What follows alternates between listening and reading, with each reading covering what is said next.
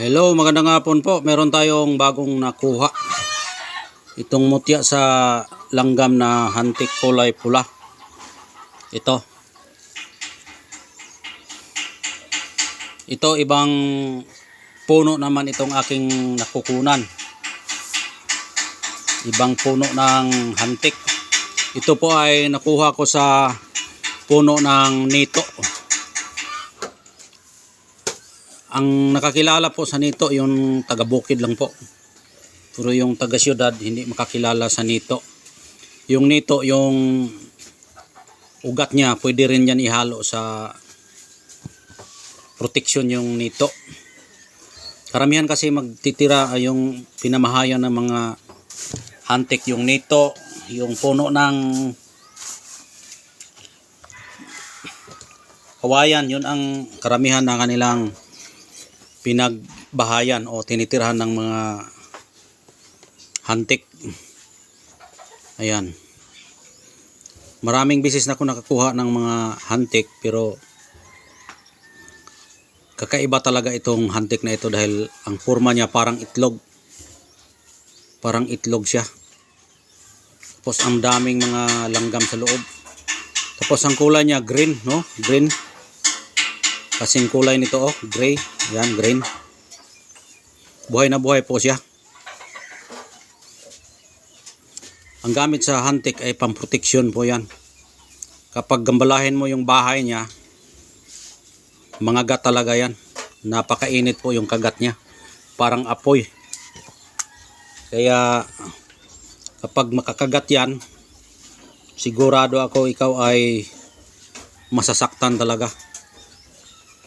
Kaya pag mayroon ganito, pag mayroon mga espiritual na paparating sa iyo, mas lalo na kapag masasama, kapag makakagat ito sa iyo, tatakbo ka talaga, iiwas ka sa bahay nila.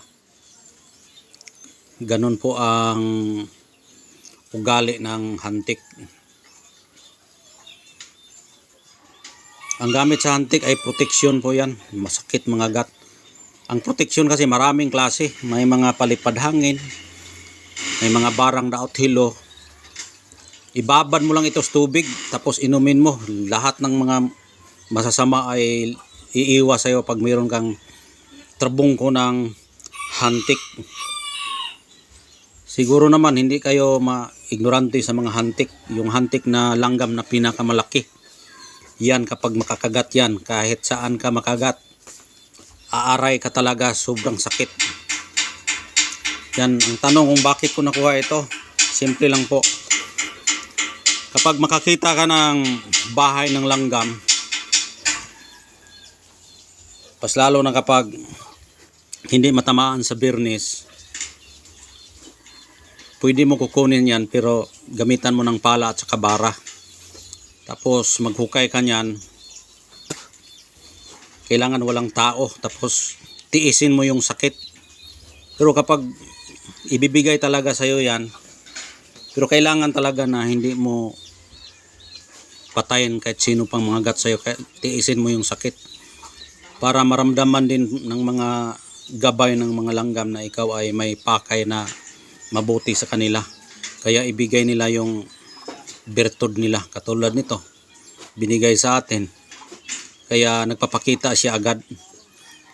Ito'y araw ng Biyernes ito nakukuha. Ang dahilan nakita ko ito dahil nanguha ako ng mga panggatong sa bukid. Nakakita ako ng puno ng nito na siya ay kumakatay siya sa ibabaw ng mga puno. Kumbaga ito yung puno, pag ganon-ganon siya kasi maliit lang po yung kuan, yung puno ng nito. Tapos may mga langgam doon na mga hantik. Ayun, ang ginawa ko, kinuha ko yung pala, binalikan ko, tapos bara, hinila ko yung puno ng nito. Paghila ko, ito ang aking nakita. Mababaw lang ito. Mababaw, kaya nadali ko siyang nakuha. Ayan. Hindi na ako nakagat dahil nabilisan yung aking paghukay. Tapos hiningi ko talaga sa kanila na ibigay, huwag nila akong kagatin. Ayun, binigay sa akin. Napakagandang mutya ng hantik. Balutin mo ito ng pulang tela. Tapos ihabak mo. Tapos may mga masasamang loob sa'yo, uminit ito agad sa katawan mo. Pag init nito, pikpikin mo lang ito na 3 beses. Yung mga espiritu na lalabas at papunta sa kalaban. Dahil madali lang ito mapaamo. Mga 1 week mo lang ito isuot sa iyong katawan, tatalab na agad yung birtud niya. At ikaw na talaga ang kanyang kikilalanin na kanyang bagong amo. Tapos kapag mayroon kasi kang trabungko ng langgam, yung espiritu niya ay para ka ring langgam na kung makagat kapag mayroong paparating na mga trahedya sa'yo. Siyempre kung sa espiritu yan, kung may mga masasamang espiritu, masasamang tao na nagtangka sa'yo kahit malayo pa yan, yung isip lang ng tao ay hindi na sila makakapagkilos dito. Kung pipilitin nila, siguro ako na sila ay kagatin. Lumilipad po itong kanilang espiritu papunta sa iyong kalaban.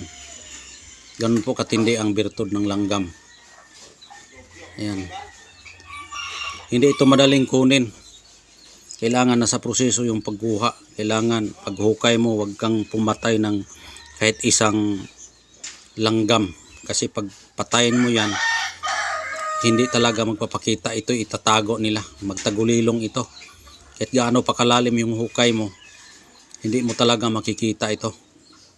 At sa lahat ng langgam na akin nakikita, ito ay pangalawang beses na ito. Yung unang na-vlog ko, sa puno ng kawayan nung nakukuha ko. Pero ito sa puno ng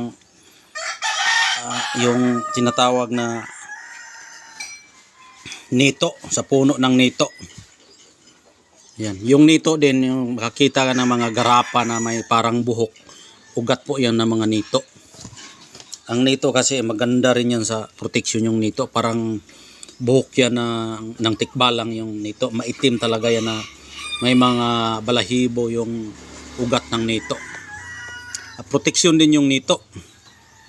Hindi ka rin malapitan ng mga masasamang loob niyan. Kaya pinamahayan siya ng langgam kasi alam siguro ng langgam na magdadala din ng proteksyon sa kanya yung puno na yon, kaya pinamahayan nila. Kaya nadatnan natin o nakikita natin na nagkuha tayo ng panggatong. Ayun, mayroon natuklasan natin na puno ng nito at mayroon siyang langgam na naglalaka doon sa puno. Ayun, ang ginawa ko, binalikan ko at nakuha ako ng pala at saka bara. Hinila ko agad at ito ang aking nakuha. Mga isang dangaw lang yung aking paghila kasi malalim yung puno ng nito. Kapag mahila mo yan pati ugat, makikita mo agad yung bahay nila. Kaya doon ito nagtago itong kanyang trabungko. At pinagkaiba nito ay bilog siya na para siyang itlog.